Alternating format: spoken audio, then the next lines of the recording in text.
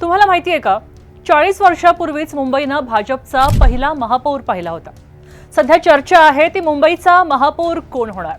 भाजप मुंबईसाठी एकीकडे सज्ज आहे. अनेकांना वाटतंय की भाजपचा महापौर झाला तर तो मुंबईचा पहिला महापौर असेल, पण नाही. डॉक्टर प्रभाकर संजीव पै मुंबईचे पहिले महापौर झाले होते. 1982 मध्ये ते मुंबईचे 53वे महापौर होते. आज आपण या व्हिडिओमध्ये याच विसरलेल्या इतिहासाचा आणि डॉक्टर पै यांच्या प्रवासाचा आढावा घेणार आहोत. हा काळ आहे 1970 आणि 80च्या दशकातला.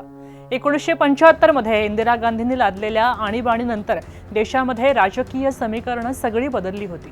जनसंघासह अनेक पक्ष एकत्र आले आणि जनता पक्ष तयार झाला होता. 78च्या मुंबई महापालिका निवडणुकीमध्ये जनता पक्षानं 140 पैकी तब्बल 83 जागा जिंकल्या. काँग्रेस आणि सेनेला मागं टाकलं होतं. 1980 मध्ये जेव्हा भारतीय जनता पक्षाची अधिकृत स्थापना झाली तेव्हा जनता पक्षातले अनेक नेते भाजपमध्ये आले आणि त्यातलंच एक महत्त्वाचं नाव होतं डॉक्टर प्रभाकर संजीव पै. ते वांद्रे म्हणजे बँड्रा पाली हिल भागातनं 68 पासून सलग नगरसेवक म्हणून निवडून येत होते. 82 मध्ये भाजप आणि इतर मित्रपक्षांच्या मदतीने डॉक्टर पै यांनी मुंबईच्या महापौरपदी आपला झेंडा रोवला, आपलं नाव रोवलं. त्यांचा कार्यकाळ फक्त 1 वर्षाचा होता, पण तरीही आपली वेगळी छाप त्यांनी सोडली आहे. त्यांनी गरिबांसाठी झुणका भाकर ट्रस्ट सुरू केलं होतं आणि आता ज्यावरनं पुढे युती सरकारनं सुद्धा झुणका भाकर केंद्र योजना राबवली आहे. त्याचं श्रेय जातं पैंना. त्यांनी जपान, रशिया आणि युरोपमध्ये सुद्धा तिथल्या परिषदांमध्ये मुंबईचं नाव केलं होतं.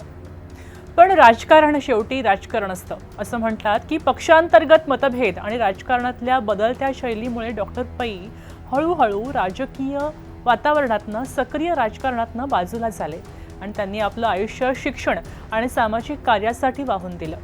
त्यांनी वांद्र्यामध्ये जनता एज्युकेशन सोसायटी आणि पुरुषोत्तम हायस्कूलची स्थापना केली.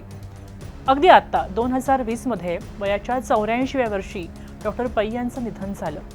आज जेव्हा भाजप पुन्हा एकदा मुंबईच्या महापौर पदासाठी दावा ठोकतोय तेव्हा डॉक्टर पै यांच्या आठवणी पुन्हा एकदा ताज्या झालेल्या आहेत. त्यांच्या कन्या डॉक्टर कविता पै वास यांनी आत्ताच वांद्रे इथल्या एका रस्त्याला आपल्या वडिलांचं नाव द्यायचीही मागणी केली आहे. मुख्यमंत्री देवेंद्र फडणवीसांकडे केली आहे. बरं, तुम्हाला हे सगळं माहिती होतं का? हा इतिहास कसा वाटला? आणि असेच माहितीपूर्ण व्हिडिओ पाहत राहण्यासाठी सबस्क्राईब करा न्यूज 18 मराठी.